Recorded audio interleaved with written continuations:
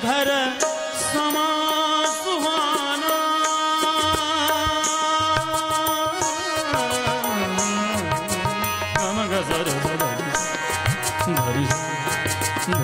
आज मोरे घर समा सुहाना, पूनम दीप के गुणगान।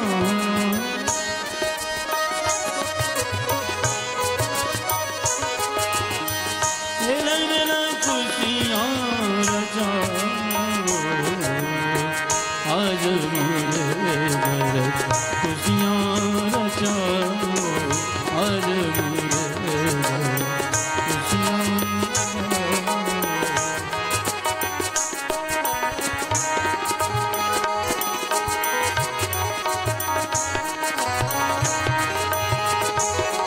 धुनी के बीते जाते दिन,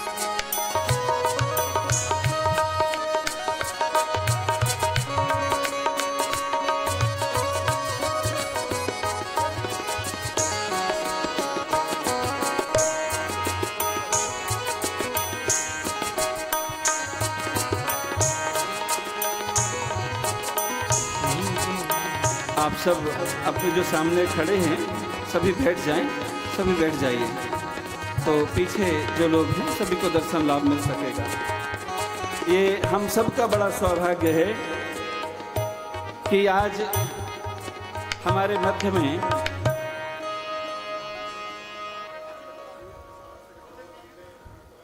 मध्य में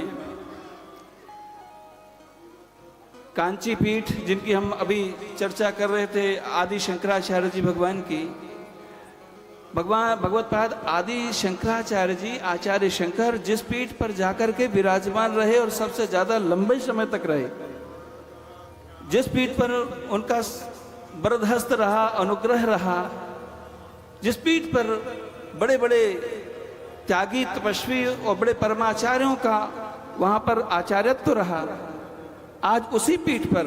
और मैं आपको एक संस्मरण सुना दूं कि मैं राजस्थान में जब जयपुर में रहता था, तो जिस पीठ पर आप विराजमान हैं, जिस पीठ के परम आचार्य आप महत्पुरुष हैं, उस पीठ पर परम पूज्य जगतगुरु शंकराचार्य परम पूज्य जयेंद्र सरस्वती जी महाराज विराजमान थे। और जब वो राजस्थान आते थे तो मुझे जरूर स्मरण करते थे, मुझे आशीर्वाद देते थे और मुझे पुत्रवत स्नेह उनका था। आज आप उसी पीठ पर परमाचार्य हैं और उस पीठ पर के परमाचार्य आज हमारी कथा में आए हैं, कथा में नहीं आए हैं, आज कथा का फल के रूप में आज हमारे बीच में आप हैं।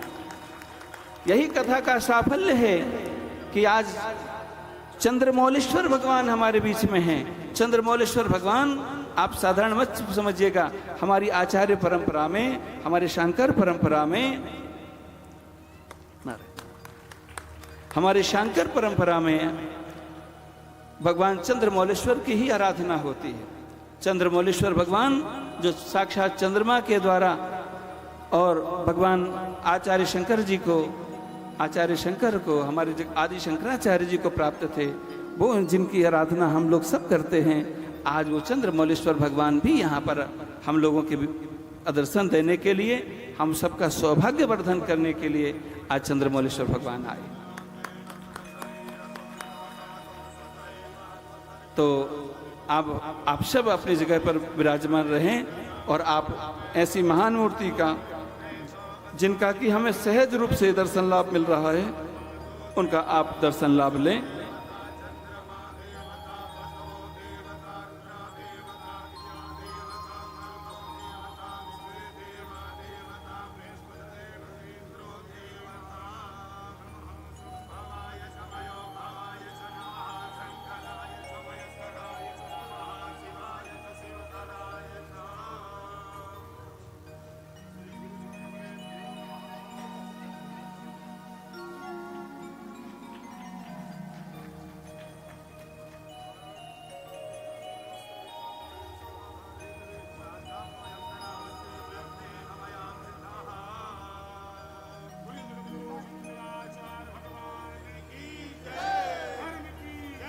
साष्टांग साष्टांग साष्टांग।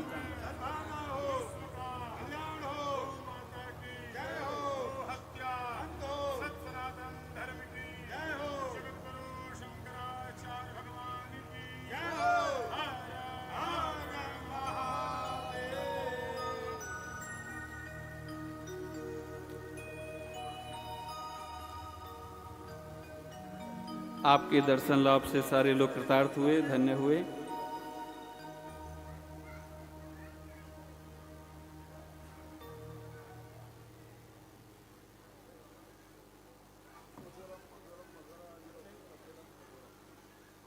बहुत आनंद।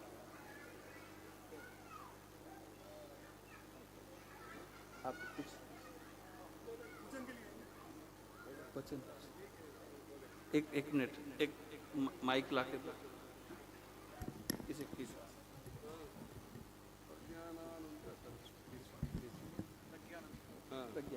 प्रज्ञानम ब्रह्म प्रज्ञानानंद प्रज्ञानानंद। गुरुर्ब्रह्मा गुरुर्विष्णु गुरुर्देवो महेश्वरः गुरुसाक्षात् परम ब्रह्म तस्मै श्री गुरवे नमः। श्रुति स्मृति पुराणानाम आलयम करुणालयम नमामि भगवत्पाद शंकरम लोकशंकरम। अपार करुणा सिंधुम ज्ञानदम शांतरूपिणम श्री चंद्रशेखर गुरुम प्रणमामि मुदान्वहम्।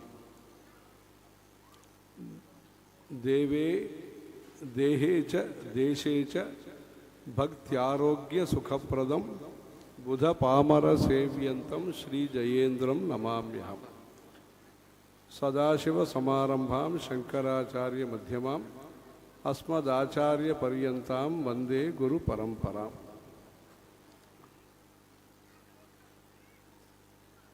हम अभी एक वर्ष से आंध्र प्रदेश में भ्रमण में है।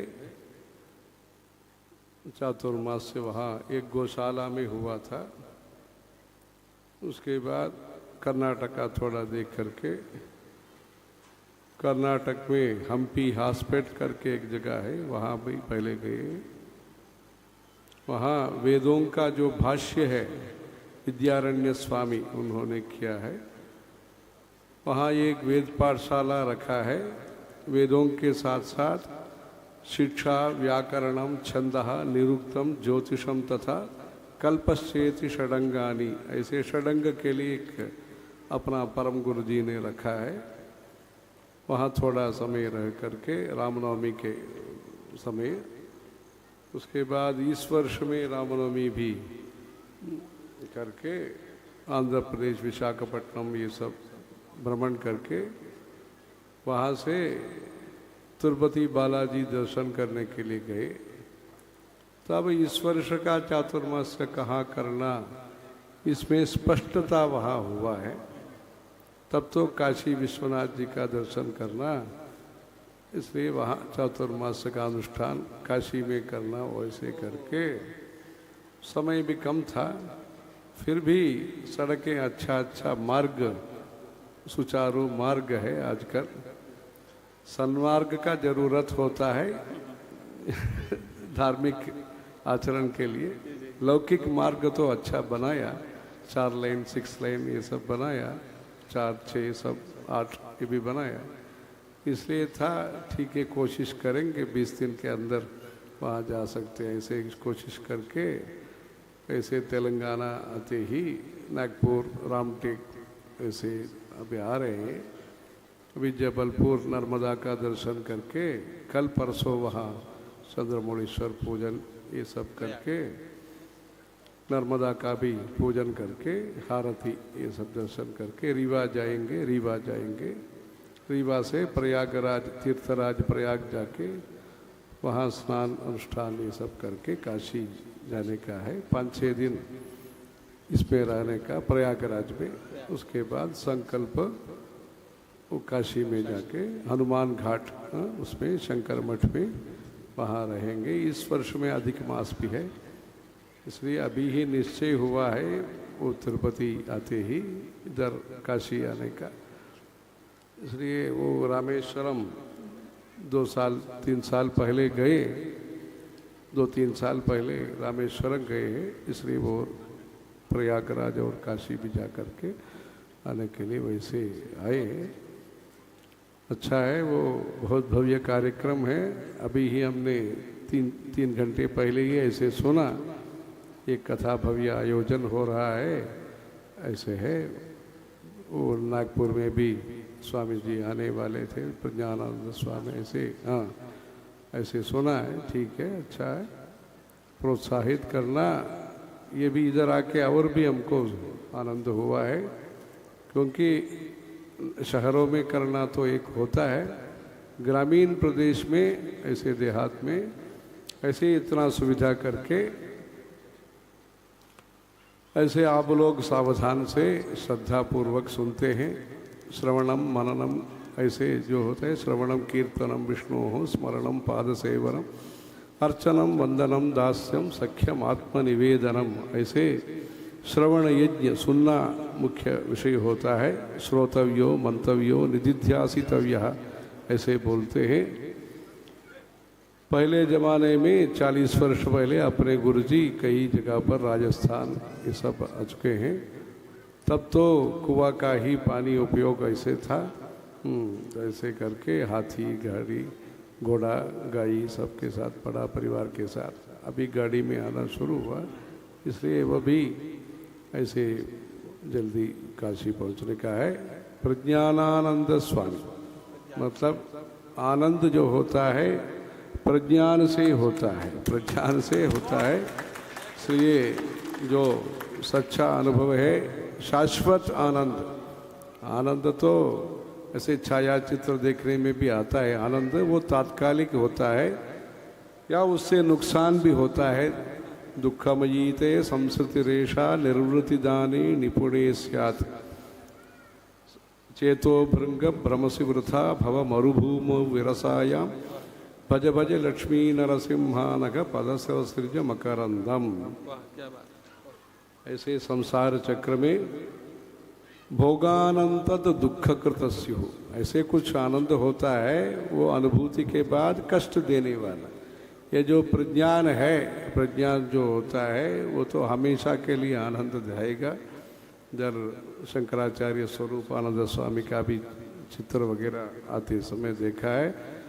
हाँ, वो जब बेंगलुरु में थे, हम कांचीपुरम से जाके उनसे मिले और कामाक्षी का जो तस्वीर उनको भेजा गया, वो भी चाहते थे एक बार कांचीपुरम आना। वैसे तब हमसे संस्कृत में जो भाषण उन्होंने किया और जो चंद्रमौलीश्वर का जो चंदन हमने उनको किया, वो धारण करके बहुत प्रसन्न हुए। कामाक्षी का जो तस्वीर है वो तो शक्ति उपासक थे, इसलिए कामाक्षी का वो तस्वीर जो है वहाँ कमरा में ही रख करके वो प्रसन्न हुए। वैसे कांचीपुरम से एक दिन सुबह पूजन, चंद्रमौलीश्वर पूजन करके वहाँ से हम बेंगलुरु जाके उनसे मिलके वैसे गए। वैसे वो क्योंकि अपना परम गुरु का कनकाभिषेकम हुआ था, तब अपने गुरुजी ने, जैन सरस्वती महाराज जी ने उनको आमंत्रित किया था। तब वो कनकाभिषेकम में, सोने का अभिषेकम में वो अपना परम गुरु का 100 वर्ष का जो उत्सव है उसके लिए वो स्वयं आए थे वहाँ। इसलिए वो अच्छा अपना गुरुजी का उनका अच्छा संबंध रहा। वो शंकरा स्कूल करके भी दोनों मिलके शंकरा स्कूल्स वगैरह करना, ऐसे भी बातचीत हुआ था। बहुत प्रेमी थे, ऐसे वो आते ही देखा। हाँ ठीक है, अच्छा प्रसन्न है। अभी भी बुलाया था, वो इधर ही है, वो उनका आश्रम परमहंसी, वहाँ अपना गुरुजी आके पूजन सब किया था। अच्छा, हम प्रसन्न हैं। अभी देश का निर्माण कई प्रकार से हो रहा है, सड़कें बना रहे हैं, बिजली दे रहे हैं, नया नया आधुनिक प्रशिक्षण होता है। सबका मूल है, आधार है, धर्म है।